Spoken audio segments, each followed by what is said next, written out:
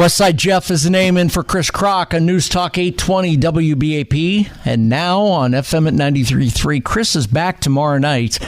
Big-time superstars like Chris, they get some time off, especially around the holidays. It gives me a chance to sit here and just give you a common-sense opinion on current events. A buddy of mine, BJ Sugar, who is a partner in Sugar Shannara Law Firm here in Dallas. They have offices in 11 other states, I think it is. Yep. And you've got offices across the state here, right? Oh, Houston yeah. And Houston, McAllen. Excellent. And if you have a law firm question or issue, feel free to jump in 800-288-9227 and ask him. He can free advice if you'd like. 800-288-9227. BJ Sugar. We're talking about the Trump trial that kicks back into gear tomorrow. There's a lot of things coming to play, and one of them, we'll talk about this in about 3 minutes. The number of jurors and what happens. Does the jury all have to agree, not agree, and what happens if they don't? We'll talk about that in 3 minutes. But first, the Dallas Stars are playing tonight. They're playing Edmonton. Dallas Stars are tied. The series is tied 1-1 against Edmonton. The winner of this goes on to the Stanley Cup. On the other hand, the Dallas Mavericks are one game away from the NBA Finals. Now, I got to ask you, raise your hand if you thought that the Mavs or the Stars would make it to the finals before the Cowboys. Listen, BJ, you know this. You know Dallas is a football town. Oh yeah, Jerry Jones is the master of the NFL. There's no question about that. Absolutely, this is a football town, and this town loves the Cowboys. You know how long it's been, right off the top of your mind, since the Cowboys went to the Super Bowl? Gosh, I think I was in high school. They had black and white TV back then. It was 1995, 29 years ago. Yeah, is the last time the Cowboys went to the Super Bowl. And we are at a precipice where, quite honestly, our Dallas Stars hockey team and our Dallas Mavericks NBA team could make the finals before the Cowboys. Yeah, a lot of pressure on Dak Prescott, I think, here. Jerry Jones is looking around and there's a lot of pressure on Jerry. Yeah, a lot of pressure on Jerry. He's put a lot of faith in the team that he's got on the field now. He's got a team that hadn't been in the Super Bowl in 29 years, and he got two other major franchises here in Dallas that could make it to the their sports Super Bowl, the Stanley Cup and the NBA Finals, before he does. But I will tell you, it's amazing. Jerry Jones is a businessman, as somebody who has built the most valuable franchise in professional sports, even though they haven't been to the Super Bowl since 1995, is a testament to the man's business acumen. It's incredible. You ever met him? One time, many years ago, at a shopping center conference in Las Vegas back in 2006. He was there hosting an event, and he's definitely, you can see he's got the charm and the ability to put the deal together. He does, but he hasn't put the deal together on the team at the famed Star, because this Cowboys team has not made the Super Bowl in 29 years yet. The Stars that series is tied, and the Mavericks are one game away from the NBA Finals. Again, this puts a lot of pressure, if you ask me, on Jerry Jones and the Cowboys to have a couple other franchises in this town that have really got our town hopping right now. Yeah, I'll tell you, if the Cleveland Browns make it to the Super Bowl before the Dallas Cowboys, then hell will definitely have frozen over. But the Lions might. It could happen. The Lions might, right? Yeah, no, the way the Lions are playing, and they really have lost nobody from last year, and arguably with that bad call should have made the Super Bowl that happened in the championship. Well, the pressure's all on Jerry Jones, and you got to wonder, a fly on the wall. You think he's rooting for the Mavericks and the Stars, or is he like looking at it going, I don't know? That's a good point, Jeff. 800-288-9227, 800-288-9227 is our phone number if you want to weigh in on Westside Jeff and for Chris Krok. It's BJ Sugar Shannara. Tomorrow is a big day in New York because the judge in the what they call the hush money trial, it's really about federal election law. Judge Juan Merchant is expected to spend about an hour instructing the jury on the law governing the case. Now, the rest of the story here is this. There are 34 counts this jury has to go through. 34 counts. The deliberations will proceed in secret in a room reserved specifically for jurors in the process that is intentionally opaque. Now, jurors can communicate with the court through notes that ask the judge, for instance, for legal guidance or to have particular excerpts of testimony read back to them. But without knowing what jurors are going to say to each other, it's hard to read too much into the meaning of any of those notes. It's anyone's guess how this jury will deliberate and how long it'll take them. But the jury must evaluate 34 counts of falsifying business records, so that could take some time, and the verdict might not come by week's end. There are 12 jurors, and there are 2 alternates. Do you expect the 2 alternates to play a role in this or not? I don't think so. I think the 12 jurors that are in that box are going to stay in that box. I don't see any of them dropping out. I haven't heard anything of any of them being prejudiced in any way since they've been in the box. The alternates are there in case one of the jurors is incapacitated or removed for a certain reason. Just like when I believe one of the jurors had some type of medical appointment or something. If that would have lasted longer, they have an alternate there to step in and take their place. And the interesting thing about that, I served on a jury probably 6 or 8 years ago. I was an alternate, and the alternates aren't in the deliberations, right? No. The alternates aren't. That was the part that surprised me. So the 12 jurors will be in a room discussing the case and whether they agree or disagree with the 34 counts, whether Trump is guilty or not guilty. The 2 alternates are not a part of that unless one of them gets called in or both of them get called in. Otherwise, they just sit in a special holding tank, right? Yep, you got it. So that's interesting. So to reach a verdict, either guilty or not guilty, all 12 jurors must agree with the decision for the judge to accept it, right? Talk through that. Yeah, when it's all said and done, Michael Cohen is going to be the key witness in the testimony, his credibility to the jury on whether these records were falsified or not, and whether Donald Trump knew that they were falsified. So if the instruction comes down to that, you're going to have a jury of 12. If a jury, if all 12 say he's guilty, then he'll be guilty. If all 12 say he's not guilty, then he'll be exonerated and the case will not be allowed to be brought back. But if only one of the 12 jurors is hung, if only one of the 12 jurors is either guilty or not guilty and everybody else is the other way, that could result in a hung jury, which then the state could bring the charges back against Donald Trump if it's a hung jury. Now, that won't happen until well after the election, but in this instance, that's why the weight of all you need in our jury system, our justice system, is one juror to side with you. You're an attorney. You've been in a lot of cases. What's your prediction at this point? You want to go online? You want to tell me what your prediction is? Do you expect 12 jurors to 34 counts? Do you expect 12 jurors to agree on those counts? What's your take? I don't. I mean, the weight of history is on this jury's shoulders. And the decision that they make based upon these charges that have been brought against Donald Trump, it'd be very difficult, I think, for a jury, for all 12 members of a jury to agree guilty or not guilty. I think this ends up in a hung jury. Let's talk about this. I got to hit a break on the other side of this. I want to talk about if it ends up in a hung jury, which I agree with you. I think it does. What happens next, and what's the timeline on that specifically? We'll talk about that. I'm Westside Jeff in for Chris Krok. That's BJ Sugar from Sugar Shannara. You can check him out online at warfor214.com. He's got a law firm here in Texas, also across 11 other states. You can check him out, warfor214.com. Westside Jeff in for Chris Krok. We'll continue the conversation about what happens with a hung jury specifically and how that gets handled next in about 4 minutes. Westside Jeff in for Chris Krok on News Talk 820 WBAP and now on FM at 93.3.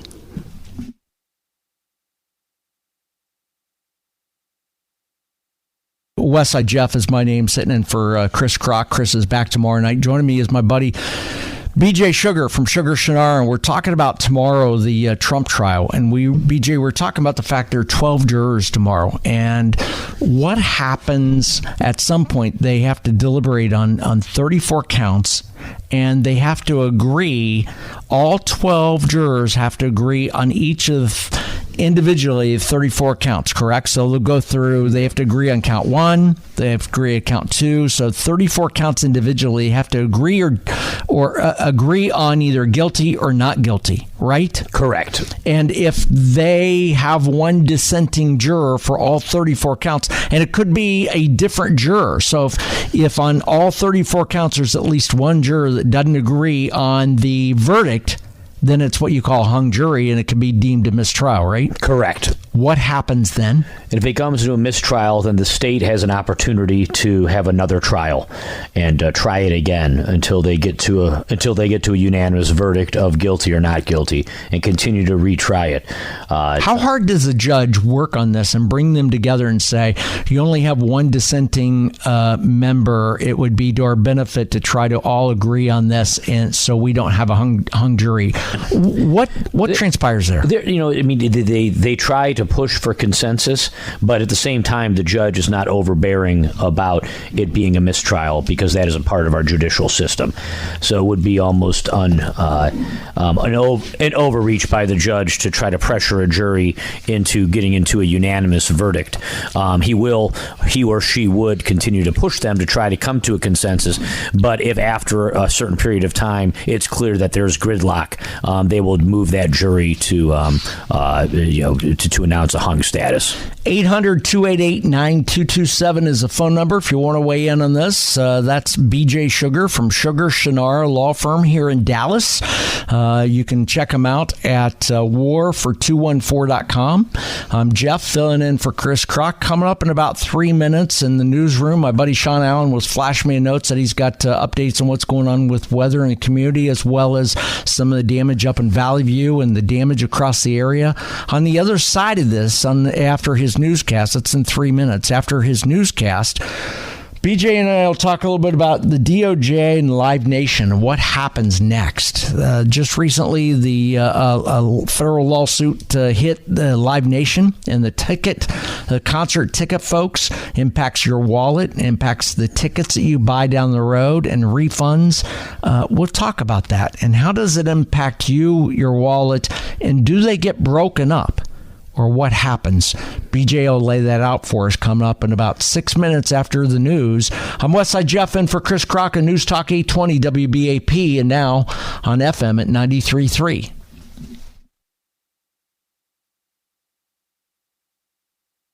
Westside Jeff in for Chris Krok on News Talk 820 WBAP, and now on FM at 93.3. Chris is back tomorrow night. My story's simple, born and raised up in Ohio, and just common sense. I just give you common sense opinion on current events. That's what I do. I follow current events. I read from a lot of places, both left and right. I watch news, MSNBC, CNN, Fox News, News Nation, various different assets, and create my own opinion. And I process and offer it to you right here on News Talk 820 WBAP. Joining me today is a buddy of mine, BJ Sugar, who came in town, and I said, hey, BJ, come on down to the studio and join me in the studio, and let's talk. He's an attorney. He owns a company called, he's a partner in a company called Sugar Shannara here in Dallas. They have offices in 11 states. He also has offices down in Houston, and where else? McAllen, at the border. Down in right on the border. You handle a lot. What's your specialty? You handle about anything, right? Yeah, we handle a lot, but mainly personal injury, catastrophic injuries is what we focus in on. We'll talk about that in a little bit. We're talking about tomorrow being a Trump trial. We'll come back to that in a second. Also, in about 4 minutes, we'll talk about Live Nation. Taylor Swift is the one that created this. I believe, my opinion is simple. If it weren't for Taylor Swift, we wouldn't see the lawsuit against Live Nation being a monopoly. And we'll talk about that in about 4 minutes. But first, we've been talking about Trump and the trial, and we talked about it during the news break real quick, about what the outcome is going to be. So tomorrow, the attorneys for both sides, Trump and the prosecution, will give their closing arguments. Then the judge gives his closing remarks to the jury and sends them off to determine what to do. There are 34 counts against Trump. During the break, I asked BJ, so what do you think the outcome is? He gave his opinion. Mine is simple. And it's funny how we kind of looked at each other and kind of disagreed a little bit with each other on where it goes. My common sense tells me with 34 counts against Trump, just common sense tells me the jury comes back and at least one of those 34 counts, they find him guilty. And maybe it's a misdemeanor. And that's going to come down to what the judge says and how they do it. I just think I will be surprised. I will be totally surprised if the jury deliberates and they do it quickly and they find Trump not guilty on all 34 counts. That's my opinion. Westside Jeff is the name.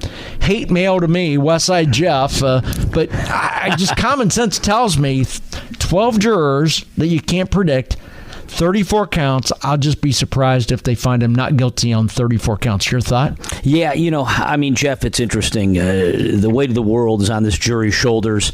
This has, the underlying facts. This jury knows what's at stake. The instruction that the judge gives.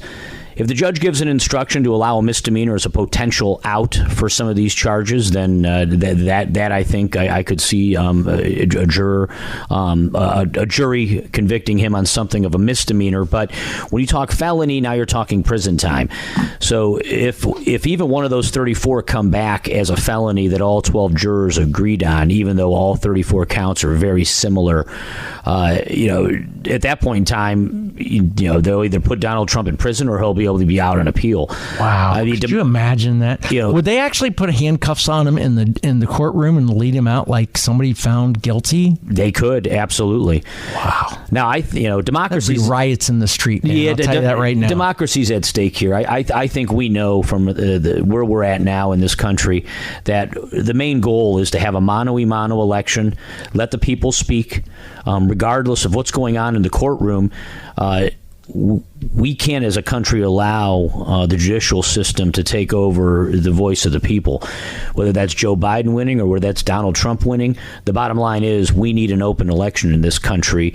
And right now we have a majority of the electorate who believes that the system is slanted against an open and fair process, and that's both Democrats and Republicans. One of the interesting things is, Donald Trump's appeal is a fighter. I mean, that's what he's come across as, and he has positioned himself as somebody who is fighting against the system, and the system has been doubling down against him, which I think only gives fuel to the fire that allows him to articulate his position that the people don't, that they're trying to stop us from an open election where, regardless of whether you agree or disagree with him, the people want to hear what both candidates have to say. I mean, we're at a crossroads in this country, and I think this is going to be a very big election on where we're headed over the next decade. The amazing thing is when you look at polls, and I love watching polls and polling, and consistently the top issue for Democrats on this election, the number one issue is democracy. And they tell you democracy is at stake. And you hear that out of all the Democrats in the legislature in D.C., whether they're House members or Senate members. And you hear it out of Biden and the binder, as they call her, too. Democracy's at stake. And Jeff, they're the ones attacking democracy. Well, and Jeff, to your point on that, the New York Times ran an interesting editorial today. And I'm surprised that they ran it, but they did. And it talked about the 1996 election for Boris Yeltsin in Russia. And one of the main things, even though, Boris Yeltsin was older and rounding third and heading home, and God's waiting room. A bunch of Western consultants got involved, and the message was democracy was on the line. Gennady Zyuganov was the Communist Party torchbearer at the time, and this was right when the wall fell, gangster capitalism began to take fold, chaos was going on, and the Western world screamed that we needed Yeltsin in, or else Zyuganov and the communists would take over and we'd be right back at a Cold War. Well, the interesting thing is, Zyuganov gets within 3 points in the runoff. Yeltsin then beats him in the general election with that message of fear. And we ended up with Vladimir Putin as the successor to Yeltsin. The communists, through an election, free and fair process, took over the parliament even the next cycle. Zyuganov, who was more of a communist bureaucrat, who obviously was washed out of the system, but our fear of that message, indirectly created Vladimir Putin, because once Yeltsin got elected, he then fell off, and the keys were given to Putin, and here we are today. Facing a much more dangerous Russia than we probably would have before. Democracy is at stake, and it's the Democrats who are in D.C. who are a threat to it, not the Republicans. So that's my take, and it will surprise me, quite honestly, a little bit to see if the jury does come back with 34 counts of not guilty against Trump. I won't be surprised if they find him guilty of something. I think there's a number of Democrats out there that want to see an election. They understand that the process can't be dealt with within the judicial system.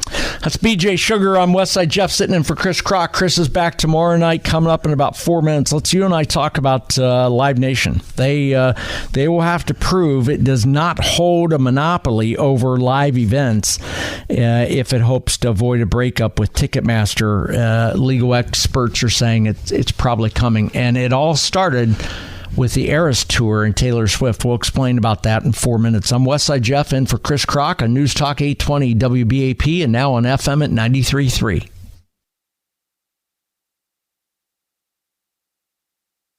All right, thanks, Sean. I appreciate it. Sean Allen just leaving and telling me he's got a story coming up at 10 o'clock about tornado damage across the area, and also major retailers that are cutting prices to lure back consumers. Inflation is certainly a factor for consumers, and he's got a story about that. That's Sean Allen in the newsroom, coming up in about 13 minutes. I'm Westside Jeff, sitting in for Chris Krok on News Talk 820 WBAP. Chris is back tomorrow night. Joining me is a buddy of mine, BJ Sugar. He's a partner in Sugar Shannara Law Firm. They've got They're a firm in 11 states. They have an office down on the border, also in Houston, but right here in Dallas. You can check them out at war4214.com. So if you have legal questions, legal issues, feel free to jump in and give us a call at 800-288-9227. That's 800-288-WBAP if you'd like to weigh in on that. Again, Sean Allen coming up in about 12 minutes with a story about shrinkflation, in essence, and inflation coming up in the newsroom. Speaking of pricing and of consumers and things that cost money, Live Nation will have to prove it does not hold a monopoly over live events if it hopes to avoid a breakup with Ticketmaster. Following a 2-year investigation, the DOJ claims that Live Nation, the parent company of Ticketmaster, holds an illegal monopoly given the company's 80% market share for primary ticket sales in the nation's largest venues. The suit describes how fees are collected from every aspect of a live event, from merchandise all the way through the sale. BJ, you've handled cases like this. Your thought on this case with Live Nation, the DOJ? Yeah, no, I mean, I've handled cases like this, and then I've also been a plaintiff in cases like this, experiencing the pain of these fees that Ticketmaster and Live Nation charge. It's wild. You buy a ticket for $50, you look down and realize $70 they added on for fees. It's almost more than the ticket. And then the problem is, if the concert gets canceled or something, you get your money back. Guess what? You get your money back for the money that goes to the artist, but not all the other money. No, exactly. No, it's time that we break this monopoly up. Too many people, Live Nation and promised that they would not do this when they got a pass on this a few years ago. And the problem is that the fees kept creeping up, and then finally the Taylor Swift Eras Tour hit, and all hell broke loose. And now here we are. I'm glad that a case has been made to step up, because even last week or 2 weeks ago when I went to an event, I looked down and realized that I'd over $100 in fees that were charged. Damn. It was wild. $100 in fees. And where do they go? Exactly. Who's making money off that? You can't transfer the tickets. You can't do anything with them. There's no alternative. It's not like you can say, hey, Ticketmaster's charging X for fees here. I'm going to go over to NXS and see if I can get the same ticket charging less fees. That's what a free market's about. But right now, Live Nation and Ticketmaster have this market cornered, and what they're doing is that they're they're hammering the middle class and people, the fans who want to come see these concerts. You got a gripe about Ticketmaster, Live Nation, jump in 800-2889-227. That's 800-288-WBAP. My name's Jeff. It's Westside Jeff, and for Chris Krok, that's BJ Sugar. The amazing thing about this is the only reason this is an issue is Taylor Swift. Yeah. If it weren't for her Eras tour, we wouldn't be having this conversation. No. That's an example of the Swifties banding together and enforcing Ticketmaster. Well, I should say putting the Ticketmaster issue on the table, but it took legal action to get them to change. And let me tell you, you know this, I don't need to tell you this, but when the DOJ gets involved, when this goes up to Washington, this is not just a state case.